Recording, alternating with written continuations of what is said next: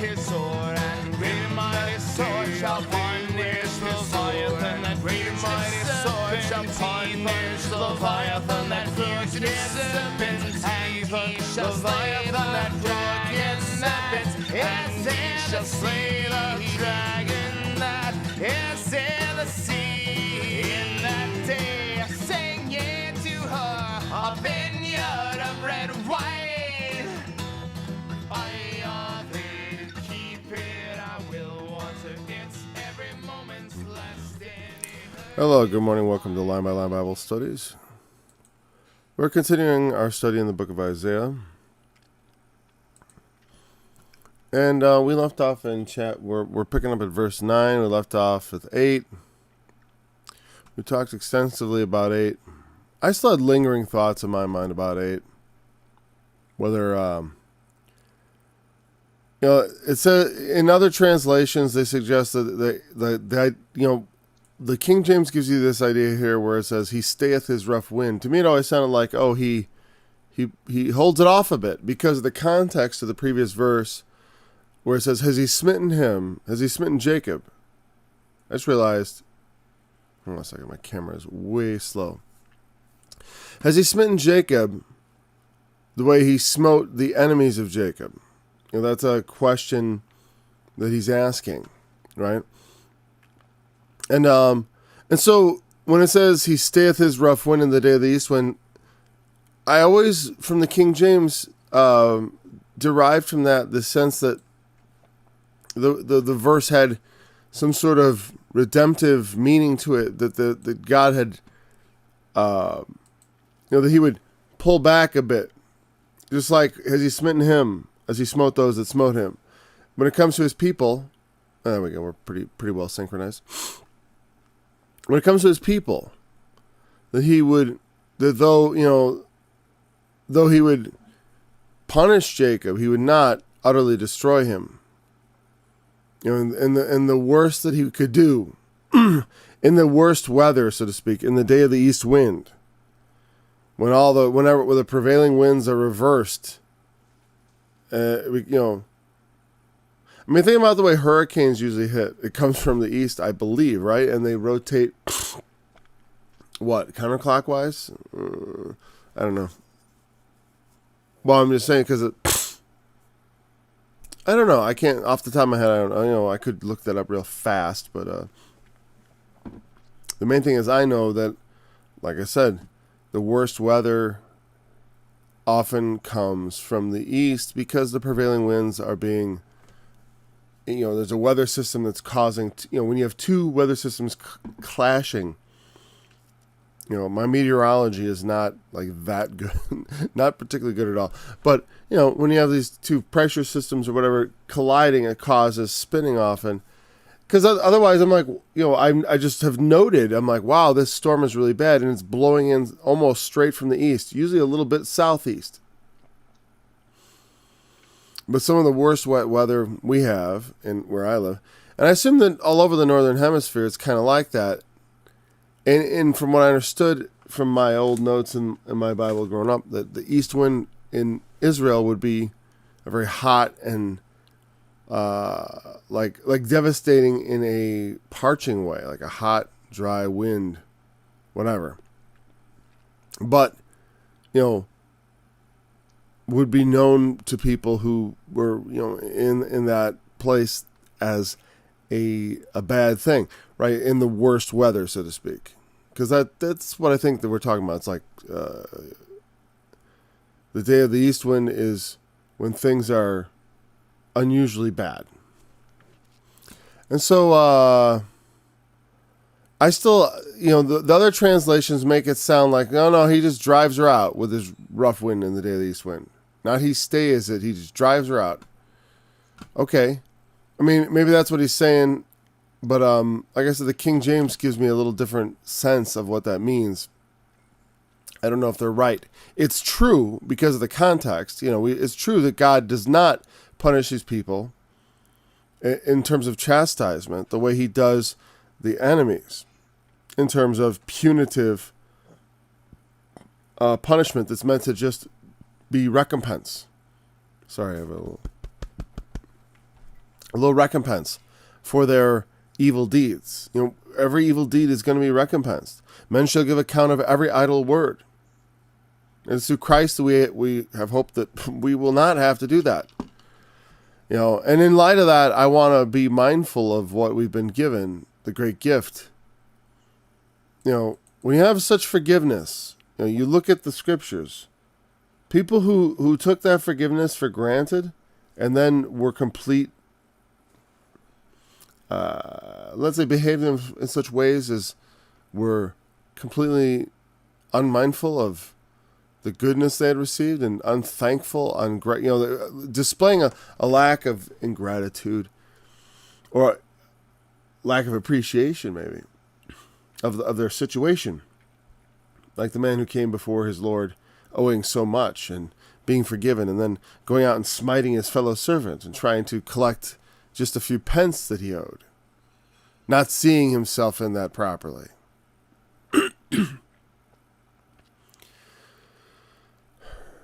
God expects much of us. He wants us to do his will. But also, he has forgiven us with a very gracious and broad forgiveness that gives us a great deal of confidence, that should give us a great deal of confidence, because it only requires of us to be faithful.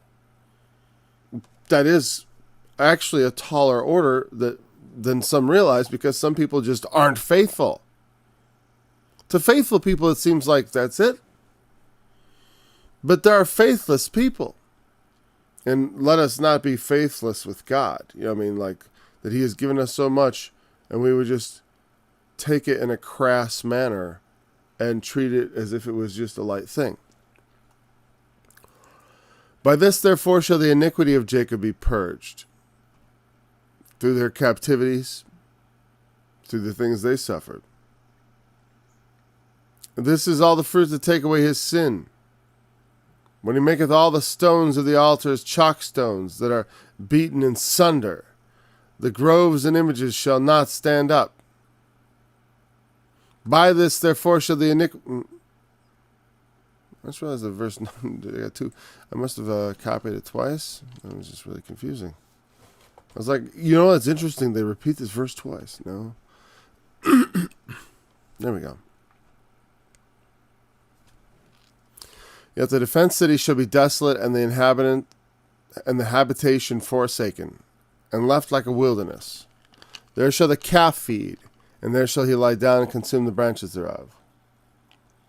I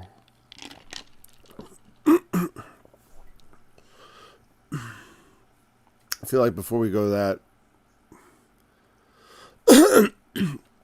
let's not even think about verse 10 until we've talked about verse 9.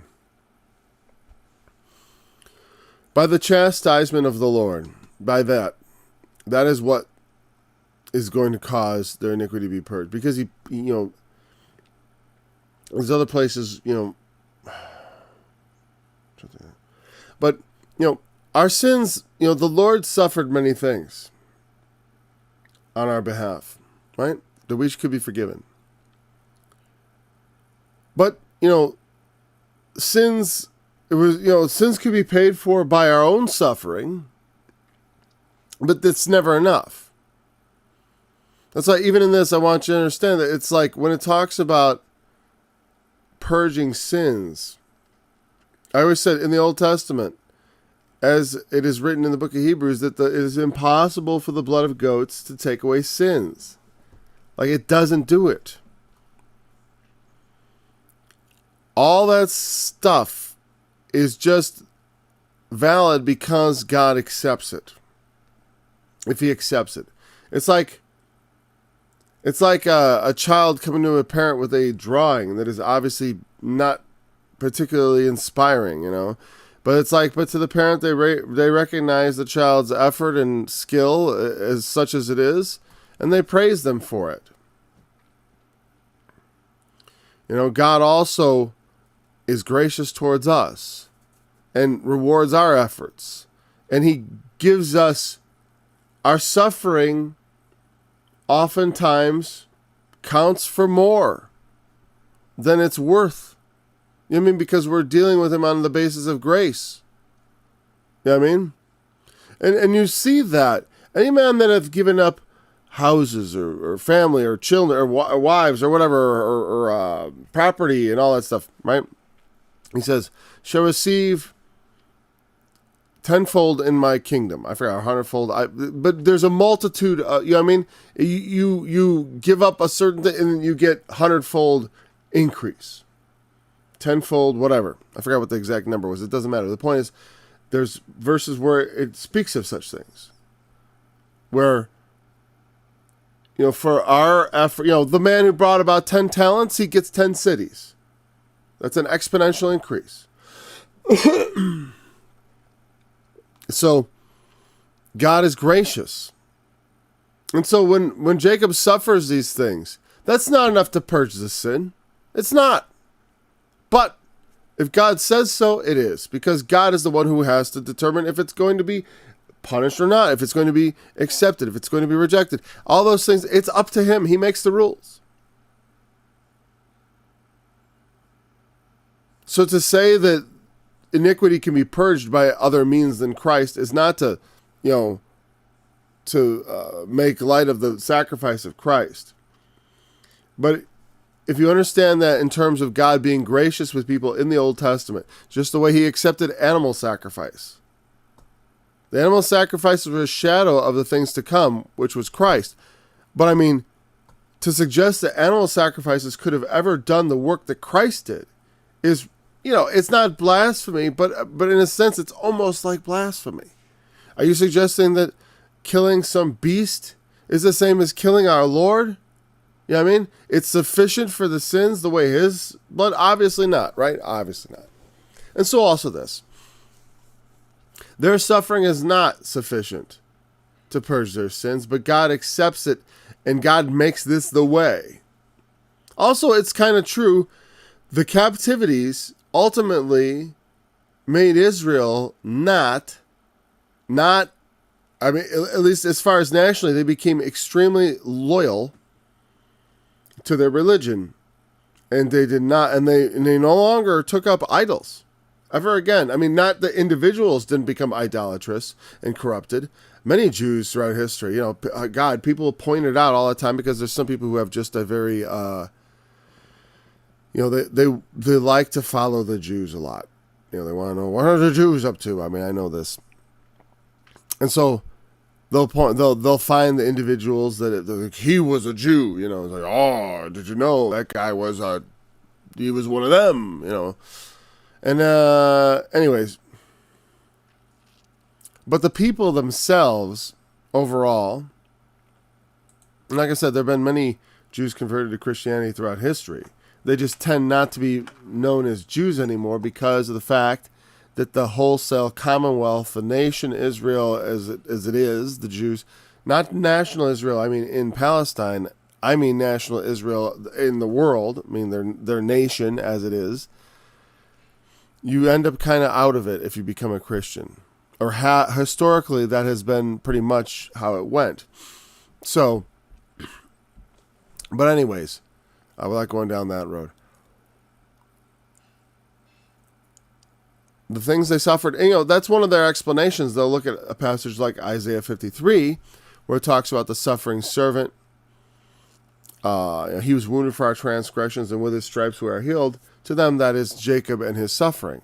But the thing is, the suffering of Jacob is also merely a shadow of that which is to come. It is insufficient, and they should not mistake God's gracious acceptance of lesser things as the proper sacrifice for sins.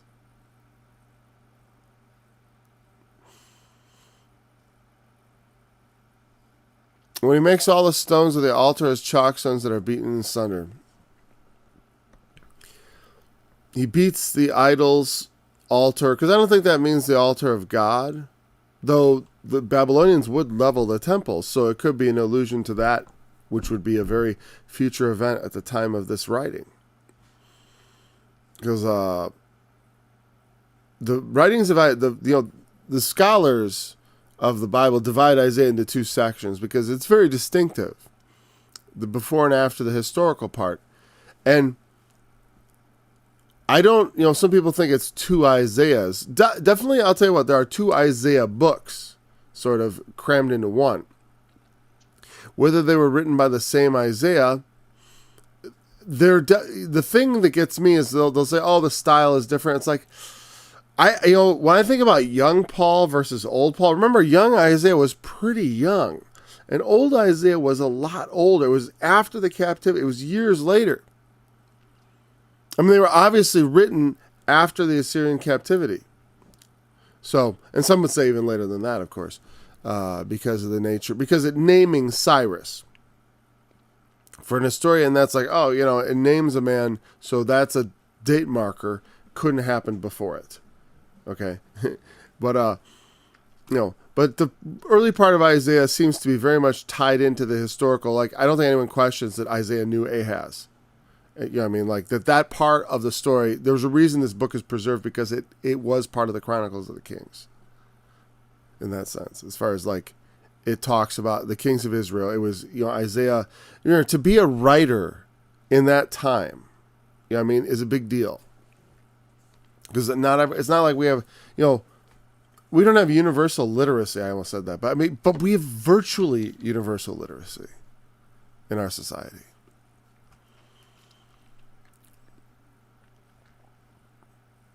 But there is and this is all the fruit to take away his sin. I will accept this. This is what has to come to pass.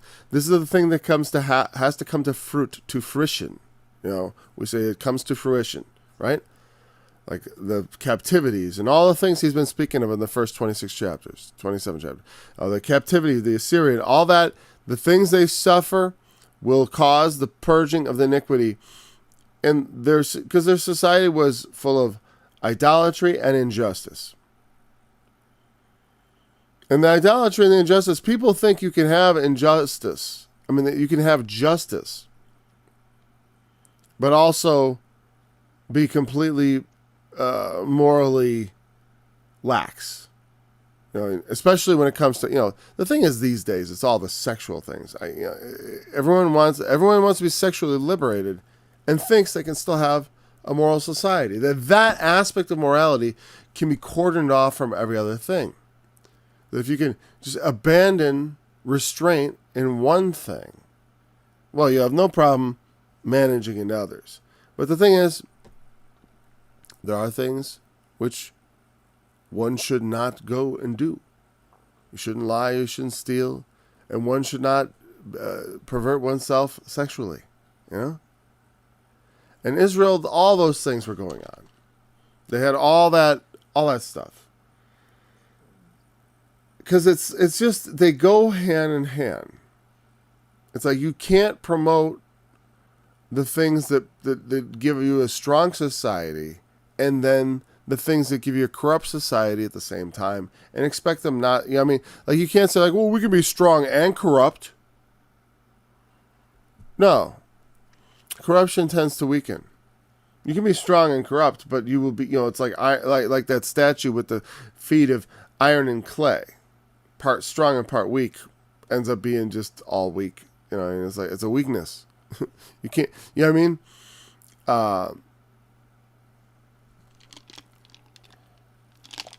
we made the car out of steel, except for all the nuts and bolts, which we made out of glass. That's all right. That works. So happens when you get your morality screwed up. So I've always taken this as, God talking about the destruction of the temple, but because it will be destroyed in the Babylonians, but also he could be speaking of the kings that are coming. Because there's Hezekiah and Josiah, and they're very, they do break down the altars and the pagan practices. They definitely remove the groves and the images and all that stuff. They go farther than any of the previous kings before them. Whereas many of them, the kings served the Lord, but also there was a lot of idolatry in the land, which they didn't enforce. Well, they didn't enforce the ban, and they didn't. In some ways, it was never clear that it was their job. But they do eventually. They do eventually take all. Because the thing is, somebody eventually has the power, and he says, take all the idols and burn them. Take all the images and smash them. Take all the groves and cut them down. What is the word for groves? I'm curious. Is it Asherah or what?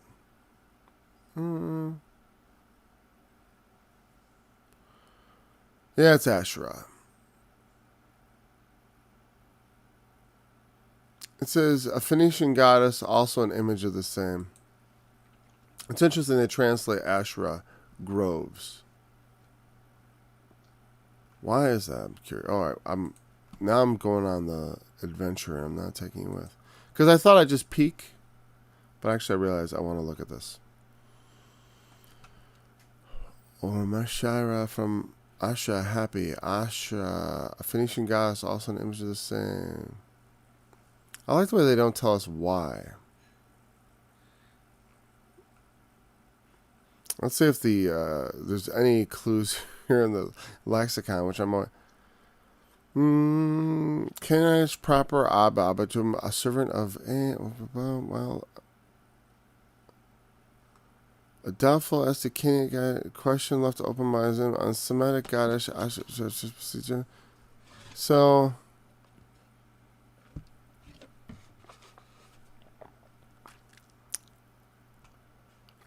Yeah. Here's a name of goddess Ashrat, letter found by Tanakh. Oppenheims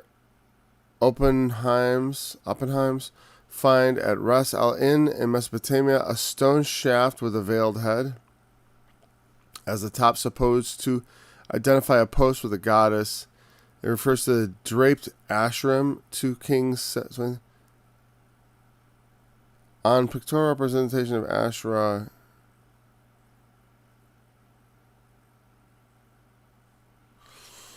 yeah, see, there's a weird thing. A pole with a veiled top. It's basically a phallic image represented.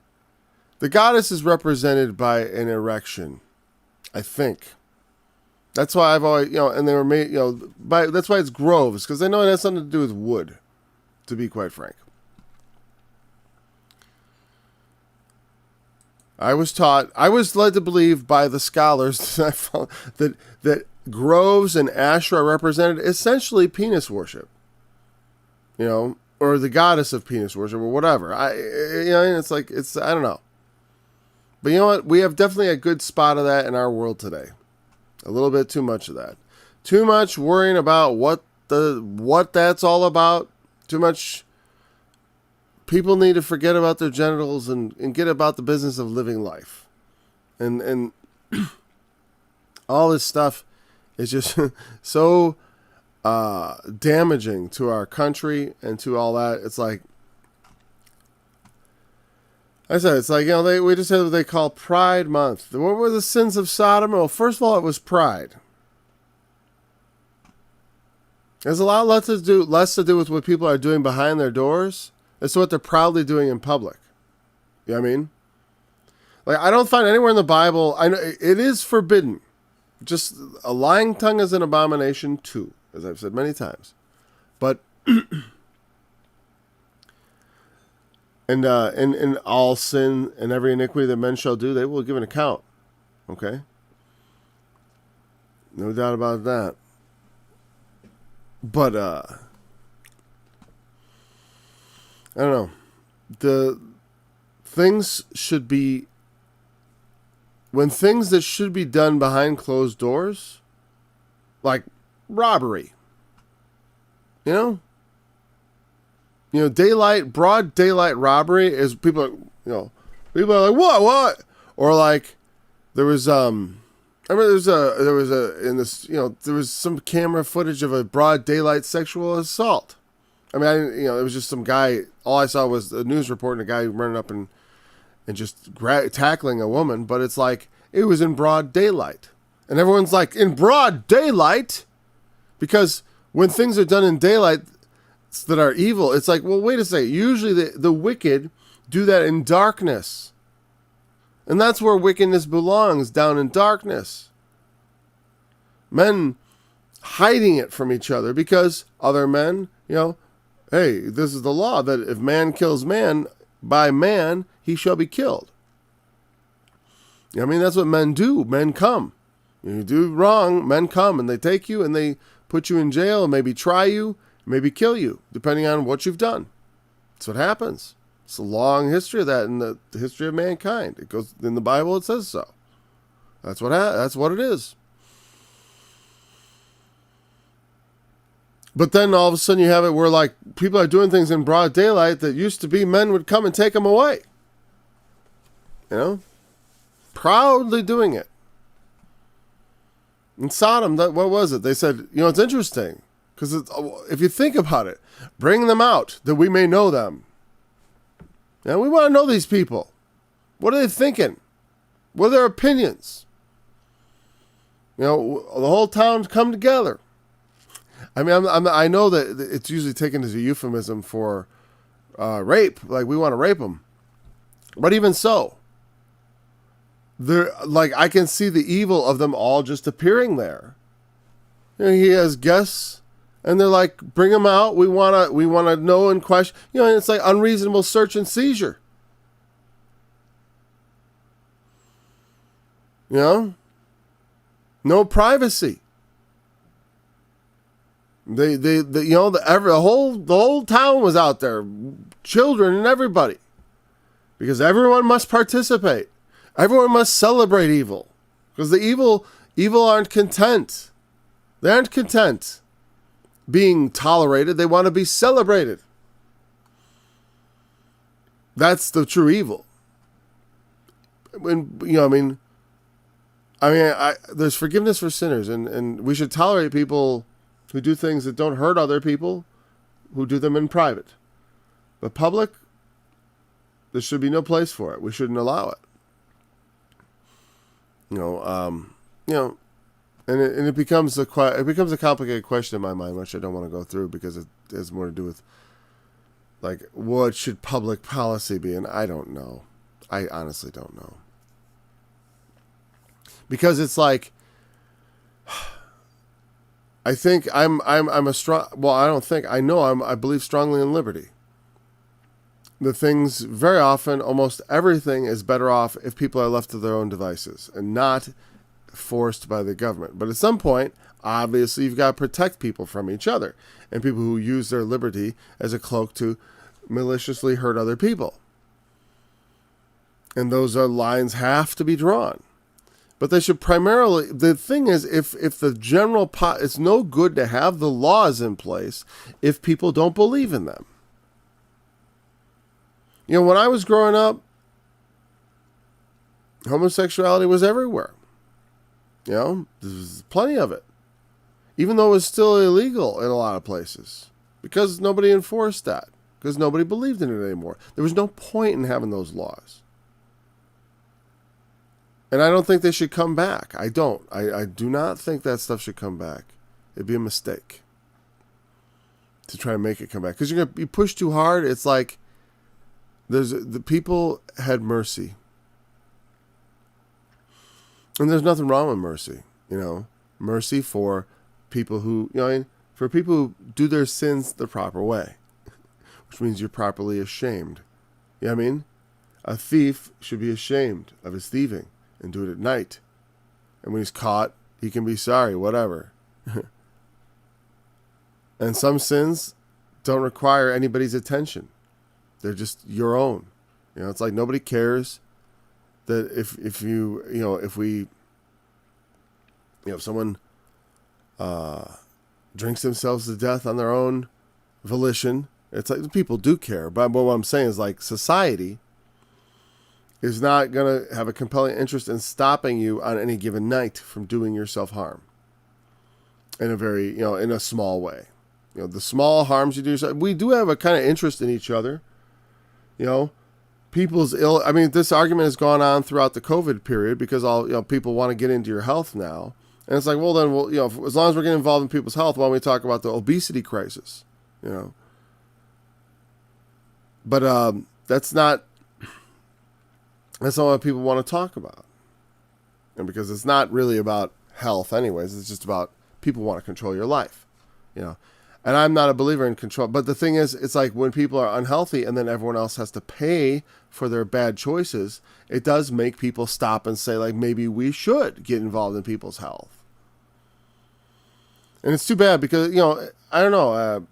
Certainly in children, it's as long as we're sending them to school, physical fitness is something that children should be getting at school. They should be getting physical fitness. This is what school should do for children. It should physically exercise them about twice as much as what they're getting. I mean, they get about little reset. They should be getting about 2 hours a day, I think, in school of physical activity. Probably split into two separate. There should be 2 physical education periods in my mind, because they're there so long. I mean, just they need more activity than that, and also it would help keep kids more fit. More physical activity, less sitting at desks. But because they can get rid of all the BS. And the thing about school, here's the thing: is school is almost impossible way to ever get kids taught right, because you can't put 30 kids in one room and expect to have one way of teaching them work for all of them. That's absurd. There's going to be outliers and stuff. Maybe 20 of those kids, that's a great way to educate them. You know what I mean? But then there are 10 who are either way too smart for it or way too slow, or just it isn't a good fit. I don't want to say slow, but the teaching method just isn't working for some percentage of those kids. But schools, if they were to be effective, should be teaching the core curricula: reading, writing, and arithmetic, and physical education. History, that gets controversial, but they ought to teach it. I like the way they're saying that people are trying to stop them from teaching history. It's weird because nobody's saying that at all. Nobody's saying that at all. What it is the conclusions they're drawing from history, which are lies. They're trying to act as if basically nothing has changed. Everything is the same as it was 150 years ago. 175 years ago. Nothing's changed. And, it's all really just the same. It's absurd.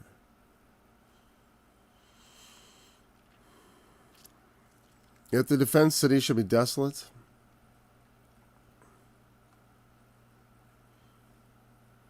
Yeah.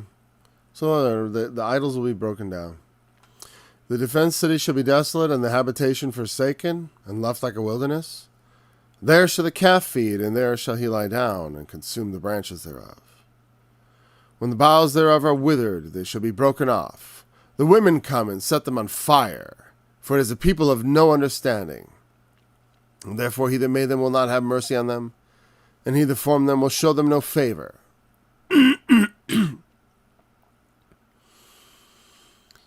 And the next verse speaks of the return from captivity.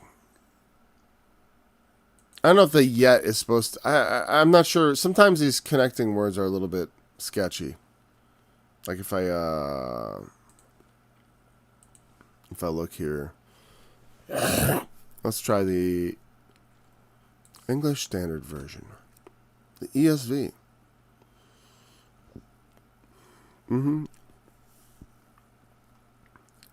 So again, they have 4. And notice they translate Asherah, they transliterate it instead of translating it, which is probably the best way to do it, honestly. Since we don't know exactly what Asherah is, it should just be Asherim, or incense altars remain standing. We know it's some sort of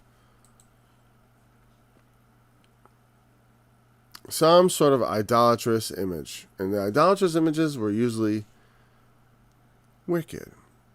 As far as there's more than just an image of sin has its pull, it's like they don't choose boring things, for their gods. There the calf grazes, there lie down, strips its branches. When its boughs are dry, they are broken. Women come and make them fire. Okay.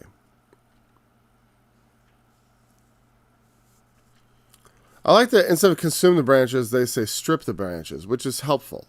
for the fortified city of solitary.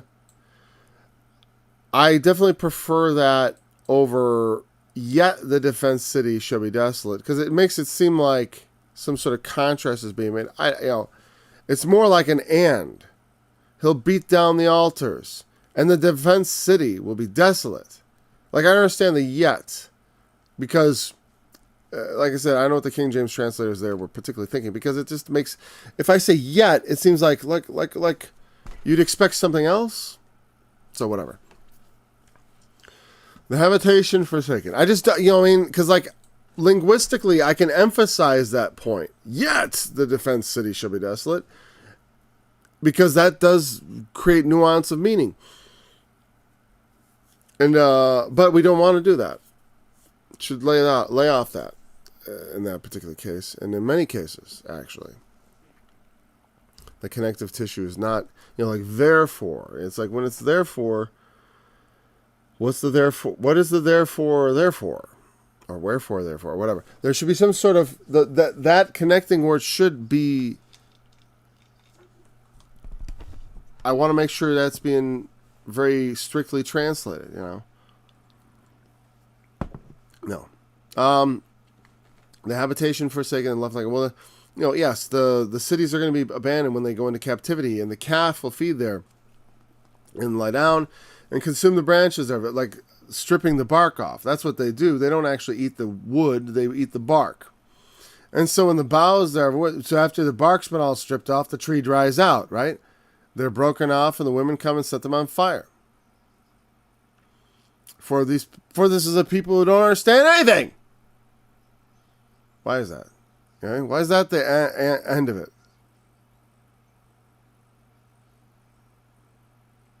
Well, if it's not a yet, but it's an and. Right? It's because of the iniquity being... Their iniquity is purged. What is their iniquity? They are a people of no understanding. They are people that do not give heed to the Lord. The people in whom is no faith. Right? What did he say about... In chapter 26, opening the gates to the righteous nation, which maintains faith, can enter in. That keeps faith with God. I said, I believe in the way I translate that. It's not just about keeping the truth. It's good to keep the truth, but it is stronger to keep faith, because one who keeps faith also keeps the truth. But something more. They're not just consumed with facts and right and wrong. They're consumed also with service to God.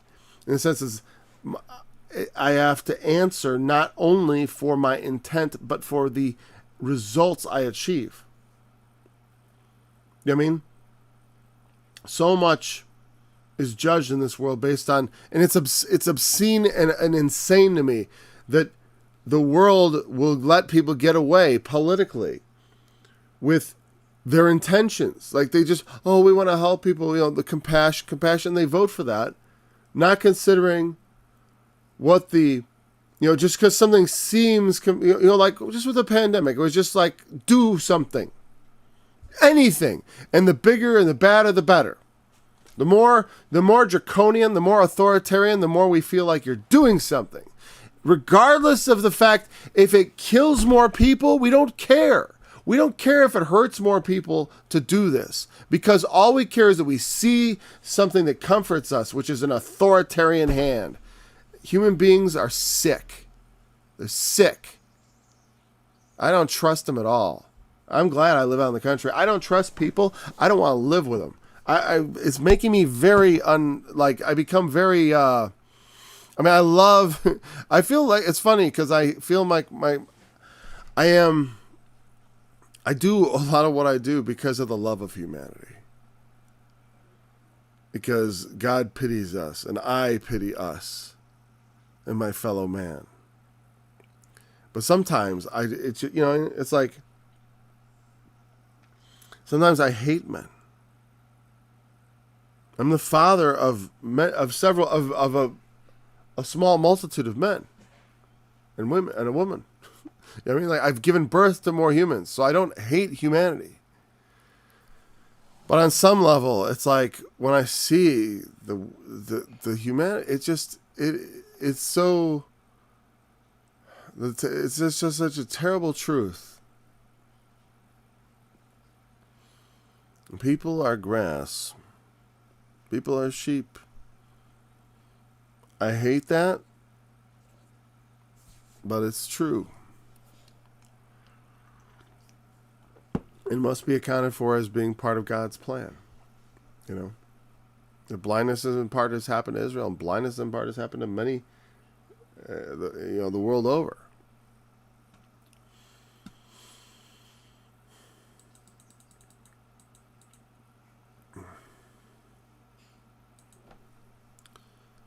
The people have no understanding. So, you know, things happen. And then, you know, everything you build, everything you've grown, withers and dies and gets tossed in the fire. You know, we plant, we cultivate, we bring to fruit plans, wicked plans. And it's all destined for the fire. It's all destined for fire. That's why the people don't understand nothing. They plant trees, they get burned. You know what I mean? That's the point. It's like, hey, they consume the branches of your tree, stripping they dry. You know what I mean? Because you built, because it's like a defense city, right? And there's trees built in, or what? I don't know. You know what I mean? Like, I think of like a beautiful park. You know, it's intended for human enjoyment. People are supposed to go to the park, and you know what I mean? I imagine like a sports field, like Soldier Field in Chicago. I don't know why I mentioned that, because to me that's what I think of. Okay, Soldier Field, plowed and planted with someone's garden.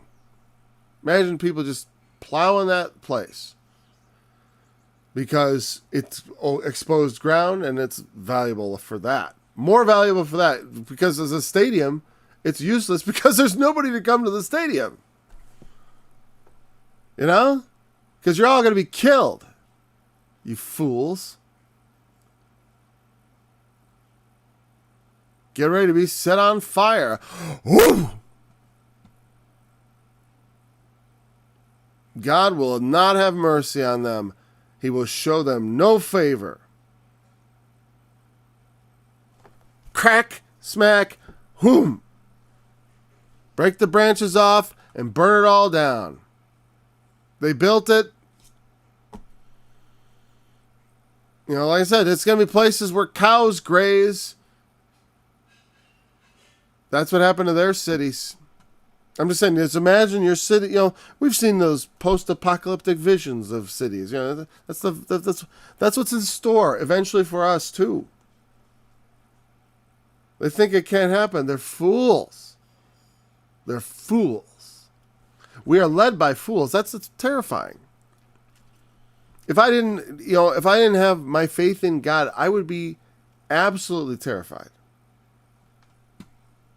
Because there are times when I saw it, when I realized, like, wow, we're doomed. You know what I mean? And they say, well, then why do you do anything? Why do you write songs? Because. Why did Isaiah do anything? Because that's the point. And he said, someone came to me, I almost wanted to do a video just called Fatalism and You. Because people come to me like, it's a question people ask, well, if it's God's will, then isn't that just what happens? Sure. But I mean, if it's like God's will that, like, let's say that, whatever, you know, that, oh, well, God's going to let him take over, you know? He's going to let the ungodly take over the nation. Huh. God's going to do that. So in light of that, what are you supposed to do? Well, I'm just supposed to stay quiet and just let it happen. Is that really what you're supposed to do? That's not what God says I'm supposed to do. You know, and I will no. I must speak out against it. That's the whole point. There must needs be heresies among you, that they which are accepted may be made manifest. There must be wicked among you, that the righteous may shine forth as the light. The whole point when everything's going to hell is to point the way to heaven. You know what I mean? It's to because people take things for granted and then it has to get destroyed. And as it's being destroyed, the prophets rise up and speak the truth so that those people who will receive it can understand. This is the people of no understanding. The only mercy they can get is through understanding. We gotta understand what have we done? How have we enraged heaven? What have we done? What is the evil we have brought on ourselves? You know, maybe we shouldn't have built altars to penises everywhere. Maybe we shouldn't have started having, what is it? Drag queen story hour or whatever. You know, maybe having grown men dressed up as prostitutes reading to children. Or in Britain, there was some guy was in a monkey suit with a giant penis. Literally, that's what I woke up to this morning, and there was a man. The title is Rainbow Monkey Dildo Story Hour for kids, because it was in a library in England. A man dressed up in a rainbow monkey suit with a penis that dropped down beneath his knees, a fake one, obviously. You know what I mean? But that's the point. That's the point. See? Well, nothing's impossible. We can do anything. Nothing's out of our reach.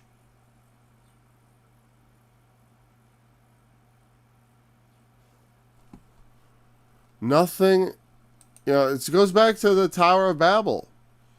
Go to, let us build bricks. Stones will make a name for ourselves, that we be not scattered.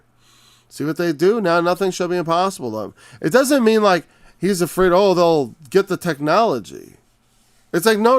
The immorality, there's no limits. There's no limits to their immorality. Nothing is impossible for them. People who do not fear God, nothing is impossible. There's a way. You know what I mean? Under the right circumstances. If you don't fear God, if you don't believe in God, there is a murder you can do. If you even, of course, obviously, even with the fear of God, there's a murder you can do. Because if God commands it, it's not murder. But it would be otherwise,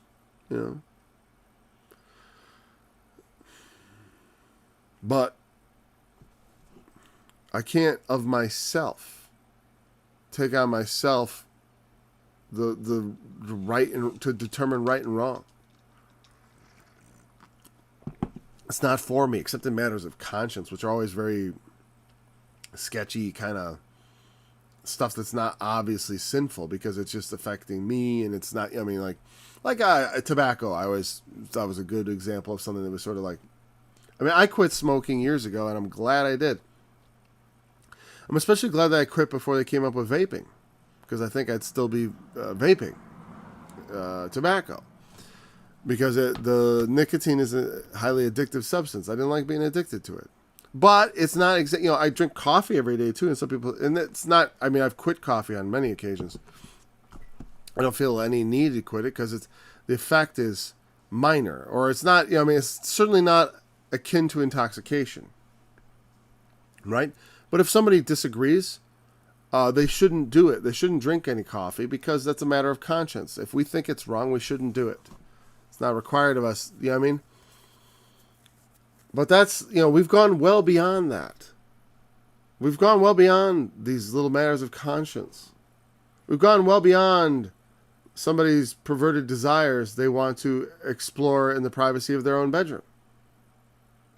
Which I still maintain is none of my business. They'll answer to the Lord. Everything done in secret. But, I don't... Things kept in secret are not my business. Unless, like I said, well, like, well, what about a murder? It's like, there's no such thing as a secret murder. You know what I mean? There's no such thing because somebody got killed. That happened outwardly. I mean, they try to keep it a secret, right? They try to hide the body. They don't want anyone to find anything, right? And in a sense, that's right. That's what should happen. People shouldn't be just murdering people in broad daylight. Like, once you get to that point, your society is completely crumbling. Like I said, we can look at it the same way when the immorality is in broad daylight. It's been for a while. But, yeah, I mean, it's one thing for people to say, we're doing this, you know what I mean? And we want you to know we're proud of it. It's like, okay, fine. You know, because it's like, it's like, it'd be like smoker's pride. I don't get it, okay? But fine. Sure, you do you. But then when it's, we want your children to celebrate this. In fact, we got to teach them about it. What? It's like that. It's like having a representative from I can't remember a tobacco company's name. I was gonna from the tobacco lobby showing up at the school to distribute smokes to the kiddies. Free samples. What's wrong with free samples for the kids? You know, we can have the guy from the tobacco company there and the guy from the homosexuals there, all promoting. The Cub Scouts. Everybody's getting their chance to get the kids on their bandwagon of elective vices.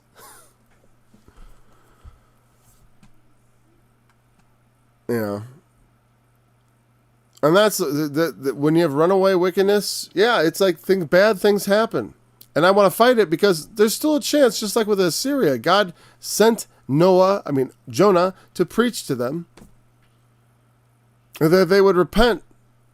Jonah just didn't want to because of what he knew they would do to Israel. That's what I was always taught. He definitely didn't want to go preach to the Assyrians. He fled.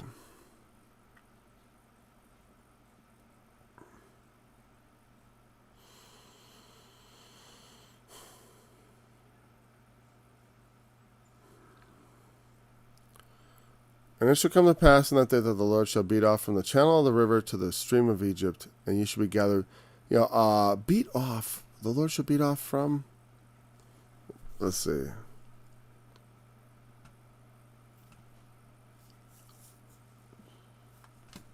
Let's go back to the.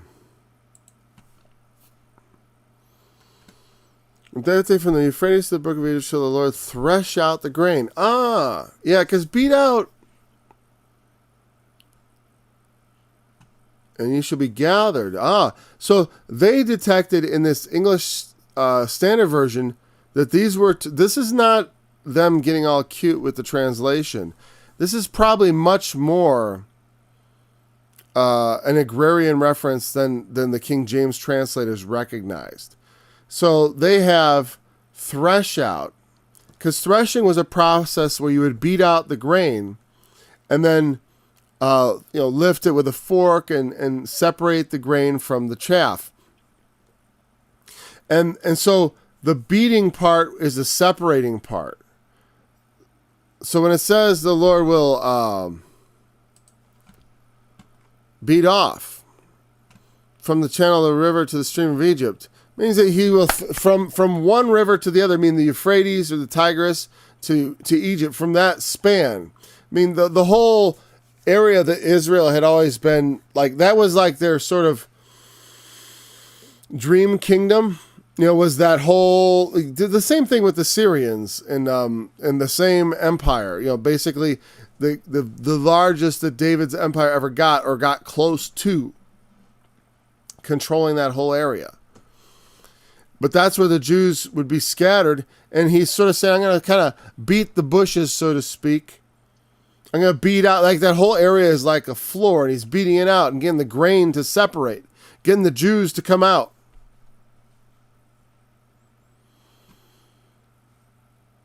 And you will be gathered. Again,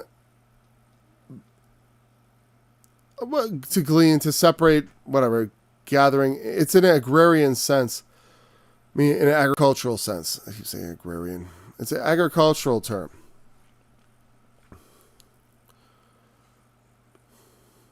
Because it all has to do with the idea of sowing, scattering. Remember, God will scatter. God will sow. God will scatter. God will take the people. He will scatter them. But then he will also, from their place of scattering, once again beat them out, so to speak, like grain is beaten out from the whole plant, obviously, from the wheat plant. As the grains are beaten out, so he will beat the children of Israel out. And that's not a reference to any kind of violence or anything. It is just how it is done. It is beaten out. You're gonna, and it's interesting because it's interesting that the return is a kind of it is a violent process, but and in a sense, I mean, the return is sudden, in the time of they all suddenly just kind of return. Because eventually it's just granted. You should be gathered. And it should come, sorry. They're going to return from captivity. And it shall come to pass in that day that the great trumpet shall be blown. And they shall come which were ready to perish in the land of Assyria, and the outcasts in the land of Egypt, and shall worship the Lord in the holy mount at Jerusalem. God will restore his people from their captivity. The trumpet shall be blown. Notice the trumpet is at the end of the gathering. Also in the book of Revelation and in the teachings of the New Testament, when Christ returns, there's a trumpet that sounds, and the dead in Christ are raised incorruptible, and the dead are raised incorruptible, and we who are alive and remain to the coming of the Lord shall be changed. That is at the last trump, which should be presumed to be the final trump of history, meaning there are no trumps after. There's no 7 trumpets to come later. That's one of the small reasons why the rapture doctrine is incorrect. And like I said, you can believe it. I don't. It doesn't make you less of a believer in my mind. I'm more whatever. The harm that doctrine will do will be mostly to unbelievers. And those who have done that harm will answer for it, the teachers. Sometimes I think they can't. It's weird. Blindness is so strange because sometimes when someone's blind, it's almost hard to believe. Like you become so like, how can you be so without understanding? You know what I mean? There are times when I was just like I just wanted to yell, "You're stupid!" You're not. The intelligence is lacking, right?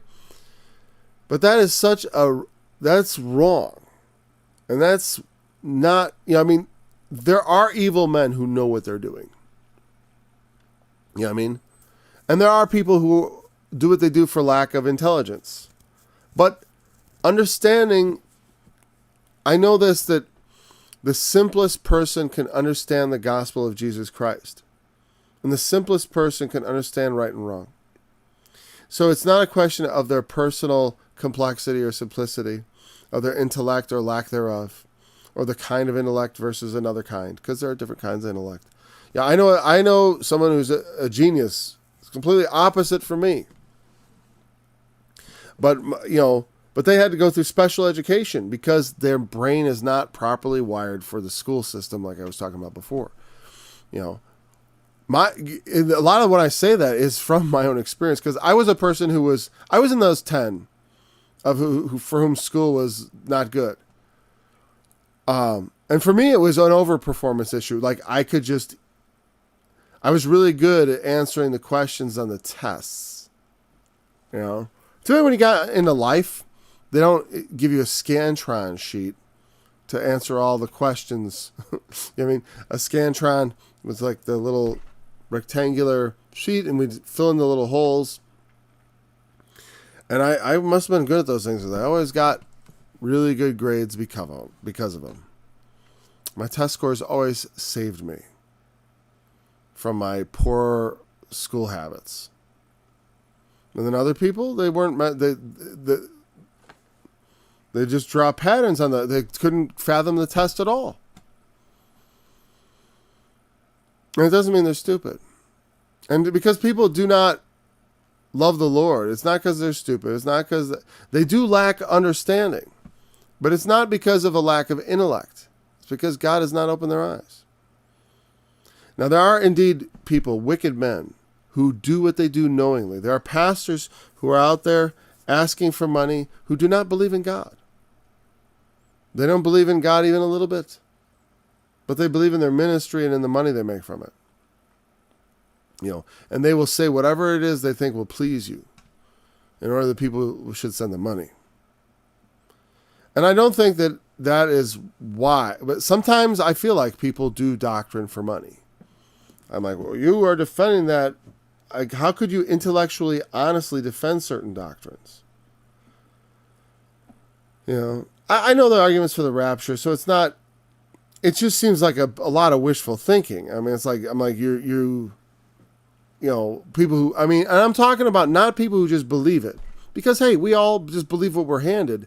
I tell you something, it's like I start talking about the Trinity, right? And most of you just accept the Trinity. And what I'm saying about it, you're probably thinking, well, it's probably right.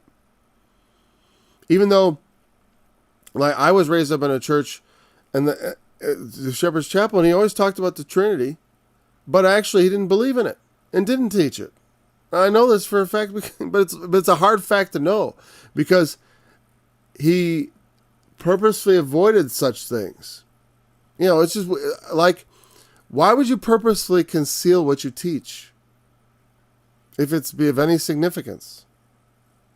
I understand. I mean, I don't want to talk about the things that divide me from other believers, but it's easy for me because I'm like, my notable deviations from orthodoxy are two, and they're related. It's my understanding of, well, basically they would categorize it as my belief in soul sleep and annihilationism, which is not the way I would talk about those things, but that's it.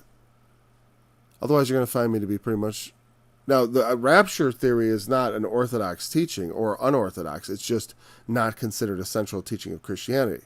And so, generally, people come down on it's not a particularly important doctrine, but it is important because it will cause many unbelievers to stumble if it isn't true.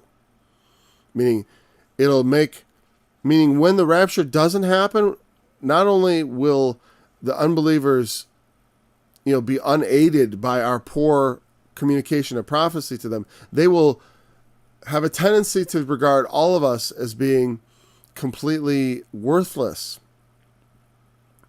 In terms of well, where's your rapture? Well, I didn't teach the rapture. Oh, you all teach it. You know what I mean? Yeah, of course you taught the rapture. No, I didn't. Well, yeah, prove it. It's like, or whatever. But the point is, all Christians lose credibility. Just like bad TV preachers make all TV preachers look bad. Bad Christians make all Christians look bad. Not if it's not as I would have it, but it's just as it is. That's how it is. So all the people that were ready, the trumpet will sound, and the bridegroom shall come forth, and the bride shall go to meet him. It is a reuniting sort of idea. The return from captivity. He that leads into captivity shall go into captivity. In the end times, everyone will go into captivity also to the Antichrist. We're all going to be part of his nation. He's going to take us all into it, whether we want to go into it or not. He will lead them into captivity. We are going into captivity once again.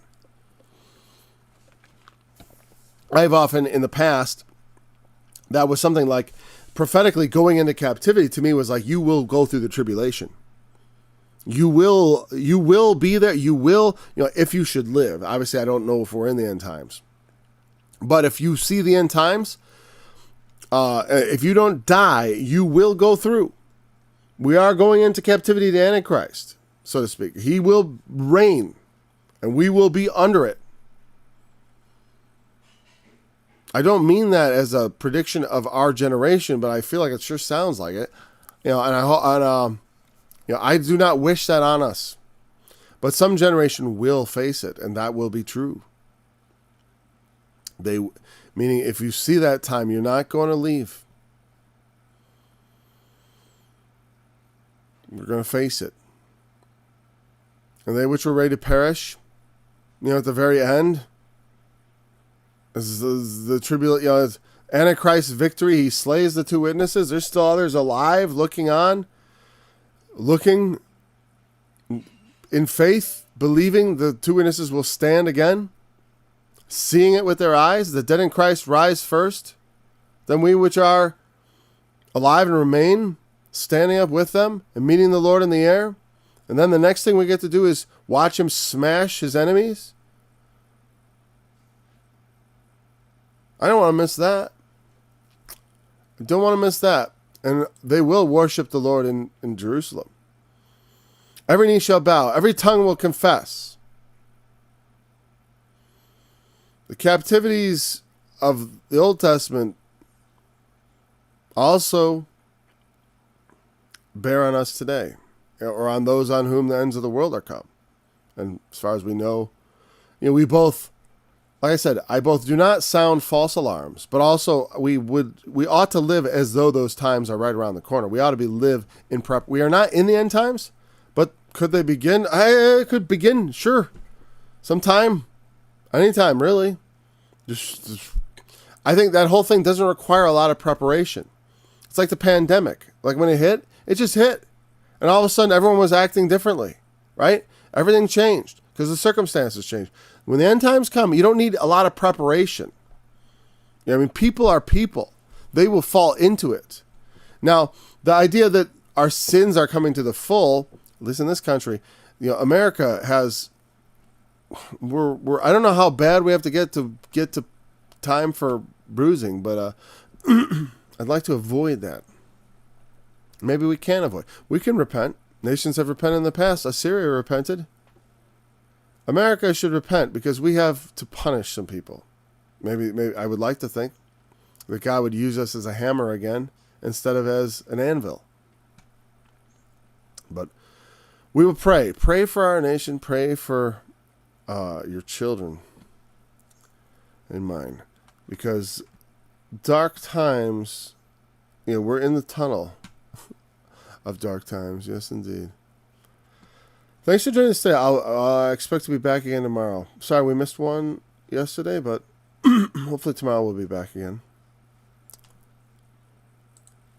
I expect so.